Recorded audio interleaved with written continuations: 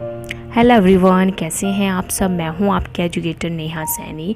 आज का टॉपिक है आपका why we doubt our self, कि हम खुद पे डाउट क्यों करते हैं, हम क्यों नहीं पहचान पाते अपनी कैपेबिलिटीज़ को, अपनी एबिलिटीज़ को, अपनी क्षमताओं को क्यों नहीं पहचान पाते हैं, क्यों डाउट करते हैं हम खुद की एबिलिटीज़ पे, क्यों हम किसी काम को अच्छे से नहीं कर पाते हैं। आज हम इस टॉपिक के बारे में बात करेंगे और इसके साथ साथ आपको कुछ सॉल्यूशंस भी मैं दूंगी आपकी जो प्रॉब्लम्स हैं उसके।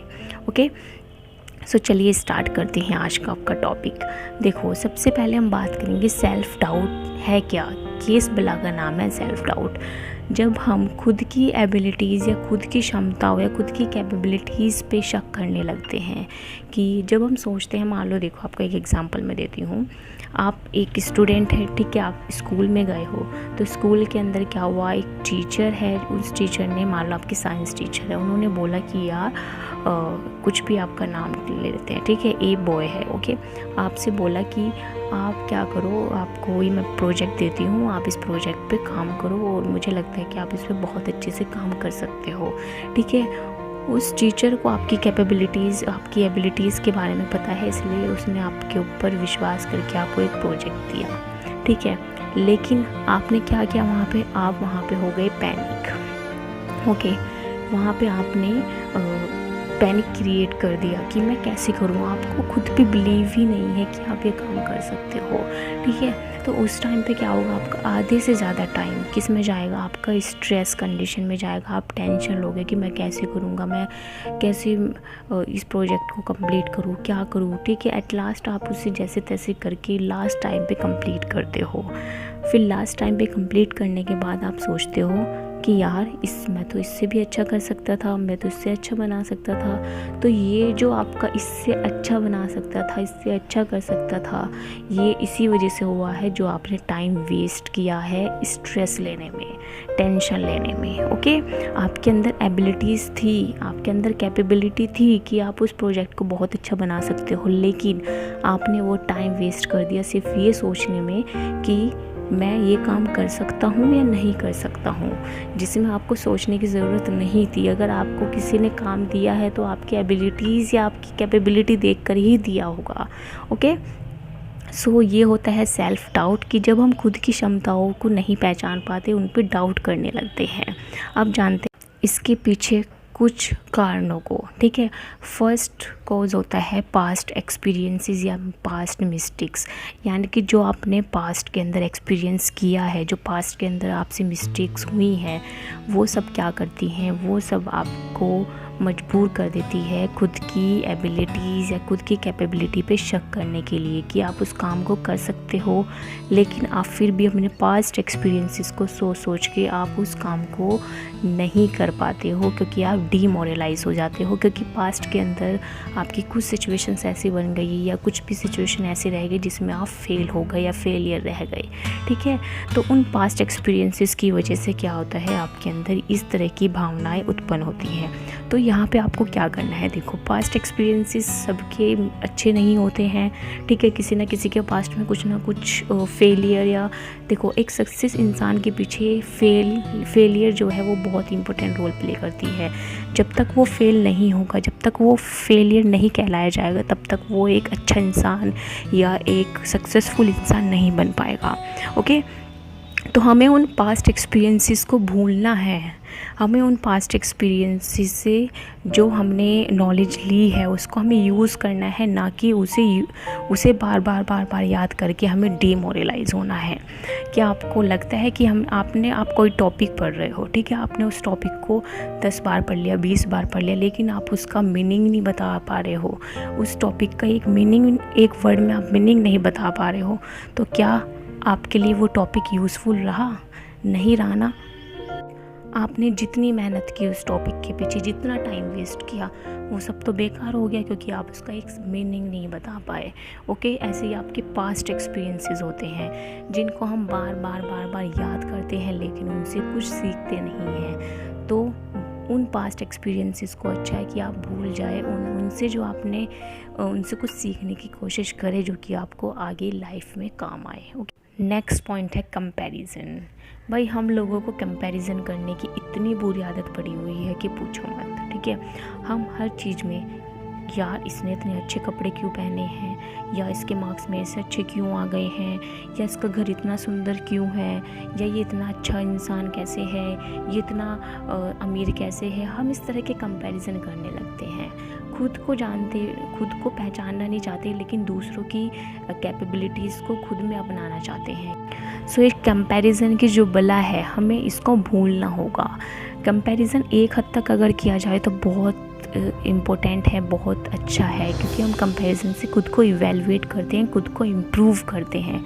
लेकिन अगर वही कंपैरिजन हम हद से ज़्यादा करते तो वही हमें जो हम काम 1 साल के अंदर करने वाले थे वही काम अब हम 10 साल के अंदर भी नहीं कर पाएंगे। ठीक है, वो हमें इतना डिमोरलाइज़ कर देगा। सो कंपैरिजन सिर्फ एक लिमिट तक करना चाहिए, जो कि लिमिट आपको पता होनी चाहिए कि आपको कितना करना है। ठीक है, लेकिन हमारा मन जो है वो कभी भी शांत नहीं बैठता है। वो हमेशा हमसे यही कहता है कि यार ये हमसे अच्छा क्यों है, ये हमसे इतना सक्सेसफुल कैसे है। तो उस टाइम पे आपको क्या करना है, उस टाइम पे खुद को बैठ के आराम से सोचना है, आराम से खुद को टाइम दो। ठीक है, उस टाइम से खुद को टाइम दे के आपको खुद को इवैल्यूएट करना है कि आपके अंदर क्या कमी रही है जो कि आप सक्सेसफुल नहीं रहे। ठीक है, आपने किस चीज़ में कमी छोड़ी, तो आप उन कमियों को पहचानें और अपने आप को एक बेहतरीन इंसान बनाने की कोशिश करें।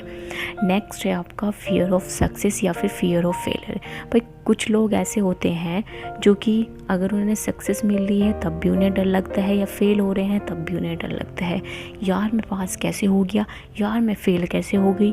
तो इस तरह की जो भावनाएं हैं वो भी खुद पे सेल्फ डाउट करना सिखा देती है। देखो कई बार ऐसे केस भी हो जाता है कि मान लो आपने इतना खास कुछ पढ़ा नहीं होता, लेकिन आपके मार्क्स इतने अच्छे आ जाते हैं, या फिर आपकी रैंक इतनी अच्छी बन जाती है, तो आप खुद पे डाउट करने लगते हो, यार मैंने क्या किया, मैंने कैसे किया, मैंने मार्क्स कैसे आए। अब भाई यार तुमने कुछ पढ़ा होगा तभी तो तुम्हारे मार्क्स आए हैं ना। समझने की कोशिश कर रहे हो क्या कहना चाह रही हूँ? भाई कुछ पढ़ा होगा जब भी तो मार्क्स आए। और कुछ लोग जो होते हैं वो अपने फेलियर को ही बार बार याद करते रहते हैं। फेलियर को याद करने से अच्छा है कि आप ये कोशिश करो कि आपने उस फेलियर से क्या सीखा है, आपने क्या मिस्टेक की है। ओके, नेक्स्ट है आपका बिलीव ऑन योर सेल्फ।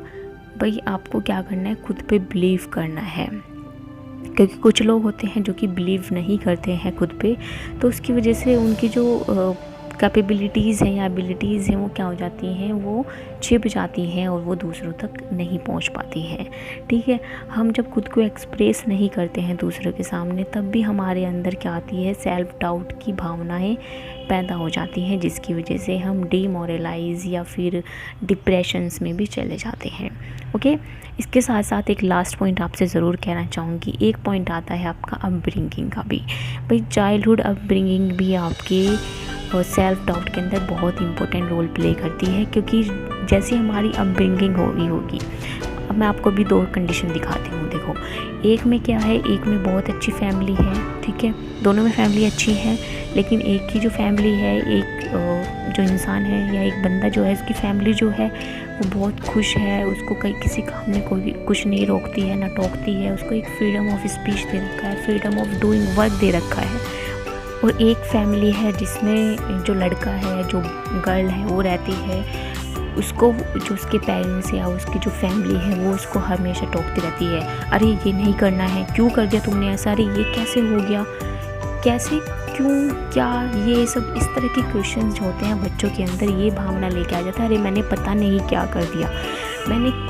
उसके अंदर एक ऐसी भावनाएं क्रिएट हो जाती हैं कि वो डिप्रेशन में चला जाता है। वो सोचने लगता है कि यार मैंने क्या किया है। एक बोलते हैं ना, पश्चाताप की भावना उसके अंदर पैदा होने लगती है। उसको नहीं समझ में आ रहा होता है कि उसने ऐसा क्या कर दिया है। वो खुद को गिल्टी फील करने लगता है, वो सोचने लगता है कि यार मैंने क्यों किया, ऐसे क्या किया। तो यही जो एक्सपीरियंसेस हैं ये भी उसको आगे लाइफ में बहुत ज़्यादा डीमोरलाइज करते हैं और उसे आगे बढ़ने से रोकते हैं। तो अपने ऊपर बिलीव करो, ठीक है। आप इतने समझदार हो चुके हो कि खुद पे बिलीव कर सकते हो, खुद की एबिलिटीज़ को जान सकते हो, ठीक है। खुद की क्षमताओं को पहचानने की कोशिश करो, खुद आगे बढ़ने के लिए कुछ प्रयास करो, ठीक है। सिर्फ डीमोरलाइज होकर के मत बैठो, पढ़ाई करो, अच्छे से पढ़ाई करो और एक सक्सेसफुल इंसान बनो, एक अच्छे इंसान बनो, ठीक है। हमेशा क्वांटिटी के पीछे नहीं भागना चाहिए, क्वालिटी के पीछे भागना चाहिए। क्वालिटी स्टडी करो, एक क्वालिटी लाइफ के अंदर कुछ करो जिससे आपको आगे जाके रिग्रेट ना हो अपनी लाइफ के अंदर। आई होप आप सभी को वीडियो अच्छी लगी होगी। अगर आपको वीडियो पसंद आ रही है तो प्लीज़ सब्सक्राइब कीजिए साइंस लर्निंग एकेडमी को। ऐसे ही मैं नए नए टॉपिक्स पे बात करती रहूँगी। सो मिलते हैं नेक्स्ट क्लास में नए टॉपिक के साथ। और हाँ, मैं क्लास 9th के लिए भी साइंस की वीडियोज़ बना रही हूँ, अगर आप इंटरेस्टेड हो तो आप देख सकते हैं। Thank you to.